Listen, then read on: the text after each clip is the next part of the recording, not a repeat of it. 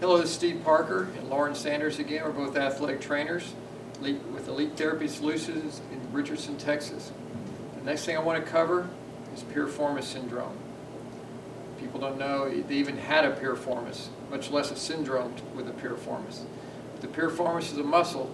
And turn around, Lauren. It runs across your rear, now all the way around here, runs across your rear end. The problem with this muscle, though, is if one leg's longer than the other, and you get a little external rotation in that foot when you walk, it tightens down over the sciatic nerve. Probably the most common reason for our sciatic nerve pain in the world today. The muscle tightens down over the nerve runs down the back of your leg, and can run all the way down to your foot, the sole of your foot, and cause numbness and pain. Something that you can turn back around. The other symptoms are you can't sit for very long, you can't sit in a hard chair at all. When you go on a long road trip in the car, you have to hike your cheek up because it feels like it's cramping the whole time, and you get very little relief from it. Standing upright, it's no problem. There's no stress on it. There is stress when you try to sprint. Every time you bring that leg forward, and this is important in sports, when your piriformis gets tight, when you bring that leg up to sprint, it tightens down over the sciatic nerve and shoots pain down the back of your leg like you have a pulled muscle. Now, it's very important to get a history of whoever has this, because if it happens during a game and there's a tightness all of a sudden, then it's probably a pulled muscle. And especially if the muscle is torn right at the ischial tuberosity, right at the top of the hamstring, then that can be a problem because it masks itself like Piriformis Syndrome. But the next thing we're going to do, we're going to watch Lauren walk and see about the internal and external rotation of her feet. Because a longer leg will externally rotate a little bit, and then it'll make that piriformis tighter. Okay, go ahead and walk. Now the next thing we look at is the external rotation of the feet. Now if one leg's longer than the other, there's not enough room to clear the ground because the other leg's shorter, and the foot will externally rotate. If you notice, you go ahead and stop. If you notice the feet are a little bit externally rotated on her left side. Now she's had hopefully the hip laws don't get me here, but she's had a problem with her hip. She had a fracture in her hip, which when she was 18, which probably stunted a little bit of growth in the right leg, even though she's right side dominant. Normally the right side dominant people will have the longer leg on the right side, and usually you'll have to do some kind of adjustment in their footwear to make up for that leg length discrepancy. But because she had a right leg that was fractured in the hip, I think there's a little bit of problem with the growth, and her left leg's a little bit longer. So now we're going to get on the table and do one of the few things you have to do to correct this problem. So she's going to go to the table, and here we go. Flip around here. Now go and get on the lower one so we can see it a little bit better. And put your feet at the other end. Now what she's going to do is she's going to stretch the right piriformis first to get an idea, because she was externally rotating with the left a little bit. So then bring your knee up to your chest, the opposite knee, the left knee, a little bit higher. There you go, grab behind the leg.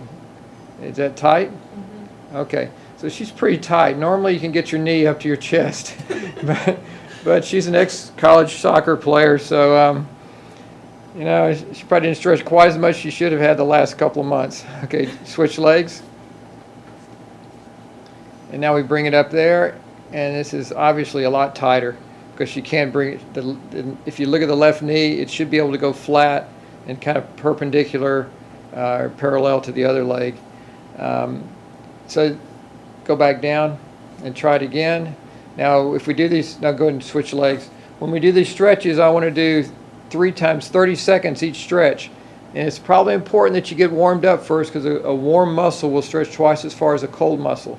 So we do this 30 seconds 3 times on each leg, and you should be able to do it a couple of times a day, especially on the involved side. The problem with stretching this over the stretching the piriformis over the sciatic nerve is the first couple of days, because we are stretching that muscle over the nerve even more than normal. It will be more tender for the first couple of days until we get the muscle stretched out. So we keep doing that one more time. But once we get the muscle stretched out, it'll start taking the stress off the sciatic nerve. And another secret is the nerve will swell where the muscle is rubbing on it.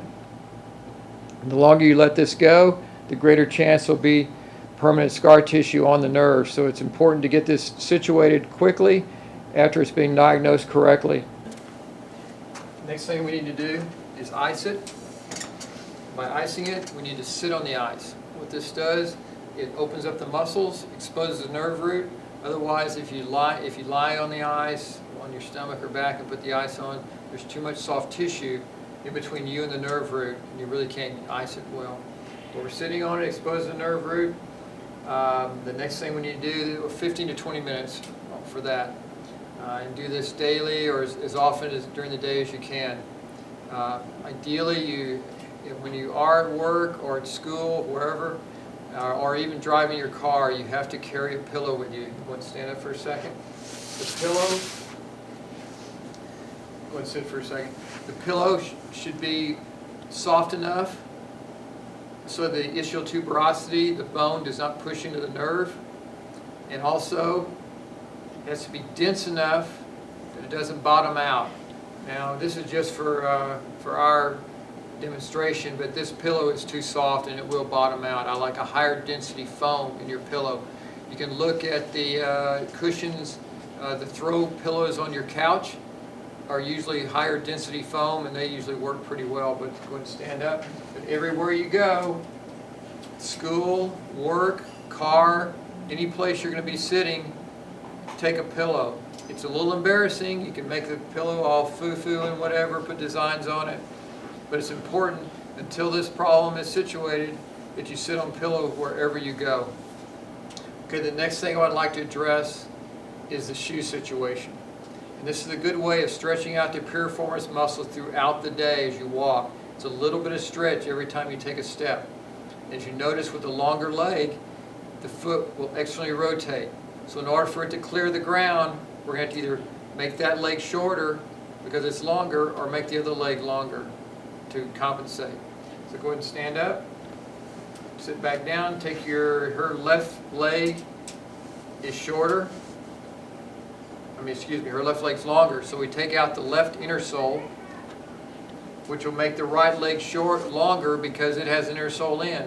And she'll get up and walk, and what she'll notice is instead of that foot hitting here and externally rotating because it can't internally rotate because it can't clear the ground, what will happen now is that left foot will internally rotate and she'll be able to do a natural gait. And that will slowly stretch out the piriformis muscle throughout the day. Just something little that you can take care of the piriformis throughout the whole day, night, whatever, when you're walking, by internally rotating that foot just a little bit. You put that little bit of stretch. Thank you.